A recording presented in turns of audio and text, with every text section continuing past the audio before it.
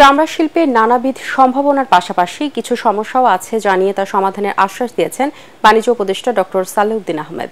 অর্থ মন্ত্রণালয়ের সম্মেলন কক্ষে মতবিনিময় কালে কথা বলেন তিনি। ট্যানারি স্থানান্তর করা হয়েছে সাভারায়। সেখানকার পরিবেশ, অর্থায়ন এবং বিদেশে রপ্তানির ক্ষেত্রে সার্টিফিকেশন বিষয়গুলো নিয়েও আলোচনা হয়েছে মতবিনিময় সভায়। এ সময় শিল্প সচিব জাকিয়া সুলতানা, পরিবেশ সচিব ডক্টর ফারহিনা আহমেদ, বাণিজ্য মন্ত্রণালয়ের অতিরিক্ত সচিব নাভিদ শফিউল্লাহ, ট্যানার্স অ্যাসোসিয়েশনের সভাপতি Shahin Ahmed, Bangladesh finished leather goods অ্যাসোসিয়েশনের সভাপতি মহিউদ্দিন আহমেদ মাহিন উপস্থিত ছিলেন।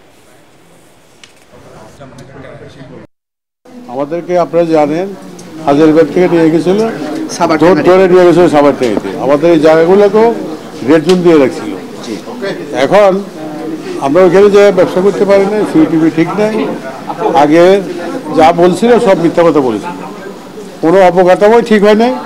আমাদেরকে নিয়ে গেছে চামড়া শিল্প এবং চামড়াজাত দ্রব্য, ফুটওয়্যার থেকে শুরু করে সেটা সম্ভাবনা এবং এক্সপোর্ট, এটা যেন একটা বড় একটা এক্সপোর্ট সেক্টর হিসেবে পরিগণিত হয়, সেই ব্যাপারে আলাপ করি এবং এটা সম্ভাবনা আছে।